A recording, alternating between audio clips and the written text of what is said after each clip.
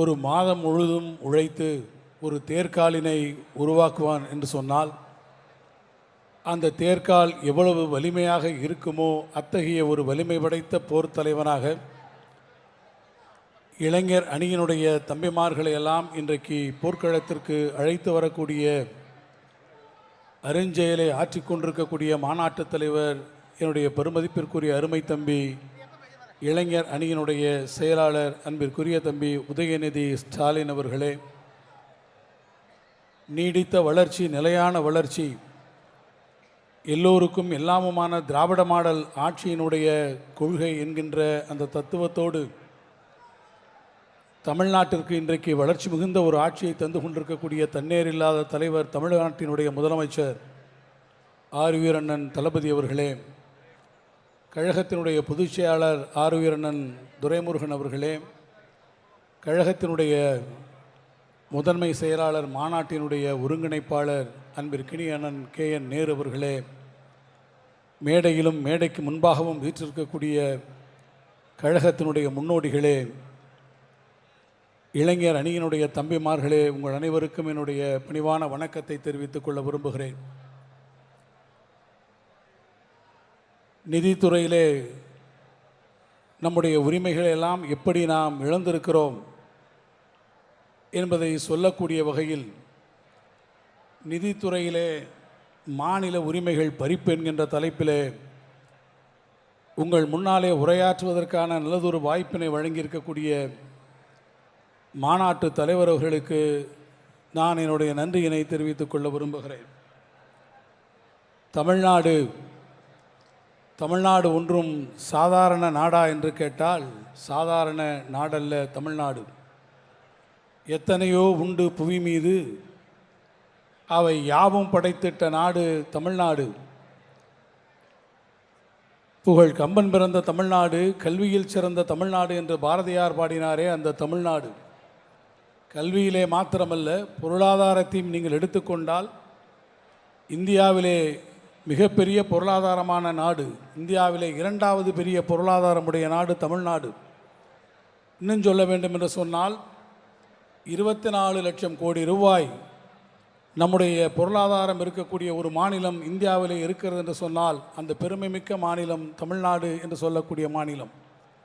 நான் ஒப்பீட்டளவிலே கூட உங்களிடத்திலே சொல்ல வேண்டுமென்றால், கிழக்கிலே இருக்கக்கூடிய நியூசிலாந்து நாட்டை காட்டிலும், மேற்கிலே ஐரோப்பிய நாடுகளில் ஒன்றாக இருக்கக்கூடிய ஃபின்லாந்தை காட்டிலும் பொருளாதாரத்திலே நம்முடைய தமிழ்நாடு மாநிலம் இன்றைக்கு மிகப்பெரிய வளர்ந்திருக்கக்கூடிய மாநிலம் என்று சொன்னால் அது பெருமைப்படத்தக்க மாநிலம்.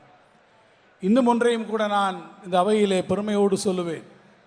2021ஆம் ஆண்டு கொரோனா பெருந்தொற்று வருகிற போது தமிழ்நாட்டு மட்டும்தான் அன்றைக்கு தப்பிப்பிழைத்த மாநிலங்களிலே ஒன்றாக இருந்தது. இந்தியாவிலே இருக்கக்கூடிய எல்லா மாநிலங்களும் பெரிய அளவிலே பொருளாதார சரிவை சந்தித்த போது இந்திய திருநாட்டிலே ஒரே ஒரு மாநிலம்தான் அன்றைக்கு மேல்நோக்கிய வளர்ச்சியை, பாசிட்டிவ் குரோத் என்று சொல்வார்களே, அதை பெற்ற ஒரே மாநிலம் தமிழ்நாடு என்று சொன்னால் அந்த பெருமையை இந்திய திருநாட்டிலே தமிழ்நாட்டிற்கு வழங்கியவர் நம்முடைய மாண்புமிகு முதலமைச்சர் நம்முடைய முத்துவேல் கருணாநிதி ஸ்டாலின் என்கின்ற தனி மனிதர் தான் அன்றைக்கு அந்த பெருமையை நம்மிடத்திலே உருவாக்கி தந்தார். இத்தனை பெருமையை நாம் பெற்றிருக்கிறோம். ஆனால் இந்த பெருமைகளுக்கெல்லாம் நமக்கு சிறப்பு செய்யக்கூடிய அளவிலே ஒன்றிய அரசு நம்மை ஊக்குவித்திருக்கிறதா?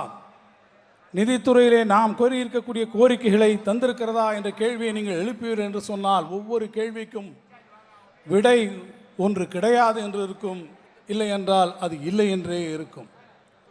ஜிஎஸ்டி 3 எழுத்திலே என் மூச்சு இருக்கும் என்று பாடினார்கள்.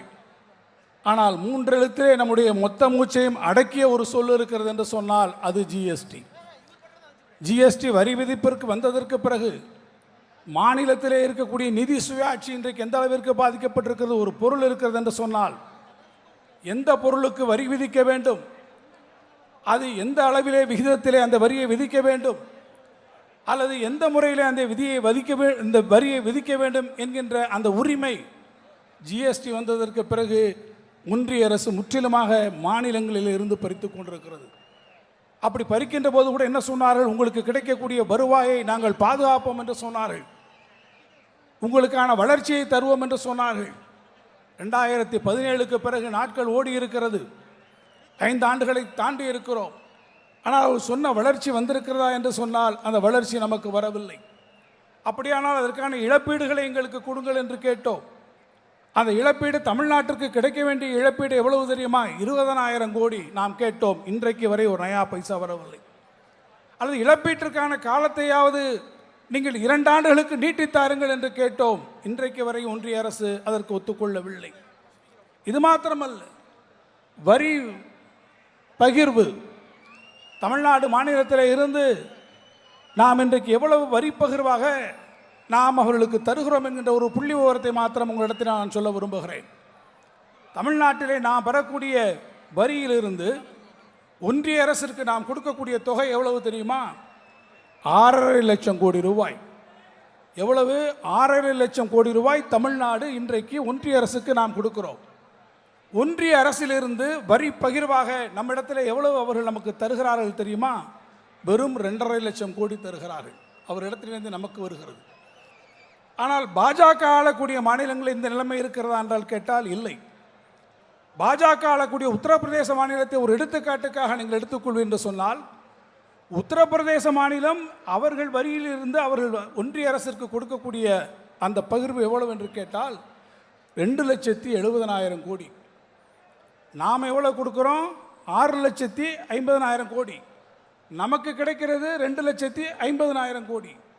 உத்தரப்பிரதேசம் கொடுப்பதோ 2,70,000 கோடியை அவர்களுக்கு கொடுக்கிறார்கள். ஆனால் அவர்களுக்கு வரி பகிர்வாக மத்தியிலே இருந்து ஒன்றியத்திலிருந்து வரக்கூடிய அந்த பகிர்வு எவ்வளவு தெரியுமா? 11 லட்சம் கோடி வருகிறது. எண்ணி பாருங்கள். அவங்க கொடுக்கிறது வெறும் 2,70,000, ஆனால் வருகிறது 11 லட்சம் அவர்களுக்கு திருப்பி தருகிறார் என்று சொன்னால், இங்கே தான் இருக்கிறது கலைஞர் அவர்கள் சொன்னாரே, ஆச்சாரியாரின் விபீஷண வேலை என்று. ஒரு கண்ணிலே சுண்ணாம்பையும் ஒரு கண்ணிலே வெண்ணையும் வைக்கக்கூடிய ஒன்றிய அரசனுடைய செயலுக்கு இது நல்ல எடுத்துக்காட்டு. நான் இன்னும் புரியக்கூடிய அளவில் உங்களுக்கு சொல்ல வேண்டும் என்று சொன்னால், நீங்கள் 1 ரூபாய் அவர்களுக்கு தருகிறீர்கள் என்று சொன்னால் ஒன்றிய அரசு உங்களுக்கு திரும்ப கூடிய அந்த வரி பகிர்வு என்பது 29 காசு.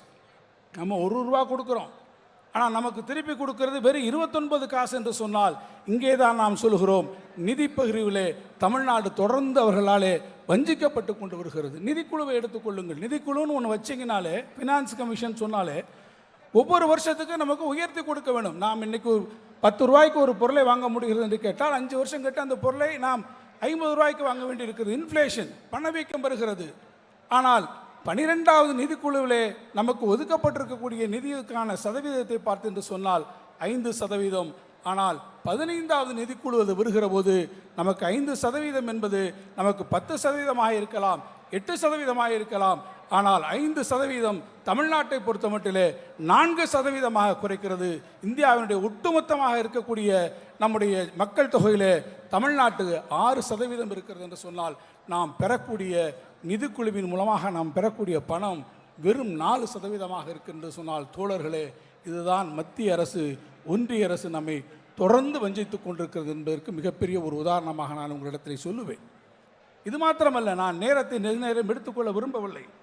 ஆனால் ஒன்றை மாத்திரம் நான் உங்களிடத்தில் சுட்டி காட்டுவது என்னுடைய கடமை என்று நான் கருதுகிறேன். எத்தனையோ திட்டங்கள், அந்த திட்டங்களுக்கெல்லாம் நிதி ஒதுக்கக்கூடிய ஒன்றிய அரசு.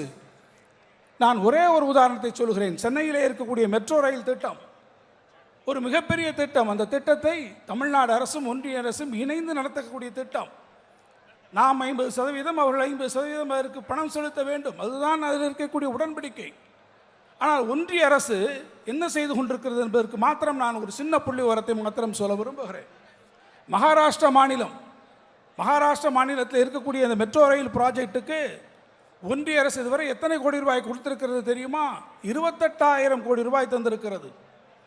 அதே போல கர்நாடக மாநிலத்தில் இருக்கக்கூடிய இந்த திட்டத்திற்கு எவ்வளவு பணம் தந்திருக்கிறது தெரியுமா? 17,500 கோடி ரூபாய் தந்திருக்கிறது. டெல்லி, ஹரியானாவிலே யூபியும் சேர்த்து எவ்வளவு தந்திருக்கிறது தெரியுமா? 13,000 கோடி ரூபாய் தந்திருக்கிறது. குஜராத்திற்கு 13,000 கோடி ரூபாய் தந்திருக்கிறது. ஆனால் தோழர்களே, தமிழ்நாட்டிற்கு எவ்வளவு தந்திருக்கிறார்கள் தெரியுமா? இதுவரை அவர்கள் கொடுத்திருப்பது வெறும் 3,273 கோடி ரூபாய். உத்தரப்பிரதேசத்திற்கு எவ்வளவு கொடுத்திருக்கிறார்கள்? மகாராஷ்டிராவிற்கு 28,000 கோடி தருகிறார்கள். குஜராத்திற்கு 13,000 கோடி தருகிறார்கள். ஆனால் தமிழ்நாட்டிற்கு வெறும் 3273 கோடி ரூபாய் தருகிறார் என்று சொன்னால், இங்கே தான் நம்முடைய நிதி சுயாட்சியிலே ஒன்றிய அரசு நம்மை தொடர்ச்சியாக வஞ்சிக்கிறது என்பதை நான் உங்களுக்கு கடமையோடு நினைவுபடுத்த விரும்புகிறேன்.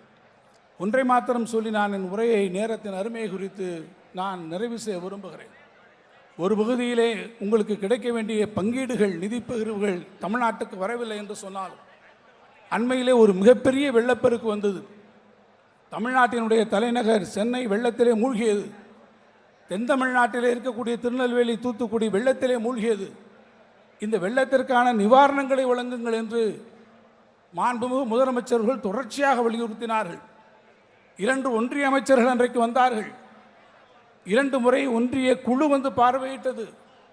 முதலமைச்சர் அவர்கள் பிரதமரிடத்திலே முறையிட்டார்கள். நம்முடைய மரியாதைக்குரிய அண்ணன் டிஆர் பாலு அவர்கள் தலைமையிலே எம்பிக்கள், அனைத்து கட்சி தலைவர்கள் எல்லாம் கொண்டு சென்று உள்துறை அமைச்சரை பார்த்திருக்கிறார்கள். நான் பேசிக்கொண்டிருக்கக்கூடிய இந்த தருணம் வரை ஒரு பைசா இன்னும் நமக்கு வரவில்லை. நாம் அவரிடத்தில் கேட்டோம், பெர்மனன்ட் ரெசர்வேஷன் முழுமையாக சீரமைப்பதற்கு 22,000 கோடி ரூபாய் கொடுங்கள் என்று கேட்டோம். கிடையாது. சரி, டெம்பரவரியாவது கொடுங்கள், தற்காலிகமாவது கொடுங்கள், ஒரு 15,000 கோடி கொடுங்கள். கிடையாது. இன்னும் ஒருபடி மேலே போய் சொன்னார் நம்முடைய மாண்புமிகு முதலமைச்சர், தமிழ்நாடு அரசினுடைய சார்பிலே உடனடி நிவாரணமாக 6,000 ரூபாய் 1,000 ரூபாய் என்கின்ற விகிதத்திலே நாங்கள் அளித்திருக்கிறோம். 2,000 கோடி ரூபாய் கொடுத்திருக்கிறோம். குறைந்தபட்சம் அந்த 2,000 கோடியையாவது கொடுங்கள் என்று கேட்டோம். ஆனால் அந்த 2,000 கோடியை கூட கொடுக்கவில்லை. தோழர்களே, நான் ஒன்றை சொல்லி என் உரையை நிறைவு செய்ய விரும்புகிறேன். பாரதத்தினுடைய கதையை நீங்கள் அறிந்திருப்பீர்கள். மகாபாரத கதையிலே கண்ணன் தூது போகிறான். கௌரவர் சபையிலே போய் கேட்கிறான், பாண்டவர்களுடைய அஞ்ஞாதவாதம் முடிந்து விட்டது, பாண்டவர்களுக்கு நியாயமாக செலுத்துக்கு தர வேண்டிய நாட்டை திருப்பிக் கொடுங்கள் என்று கேட்டார்கள். நாடாவது ஒன்றாவது கிடையாது என்று சொன்னார்கள். அப்படியானால் பாதி ராஜ்யமாவது கொடுங்கள் என்று கேட்டார்கள். முடியாது என்று சொன்னார்கள்.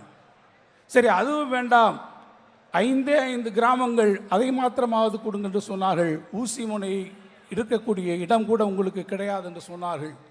பாரத போர் மூண்டது. பாரத போரினுடைய முடிவு நாடு அறிந்தது.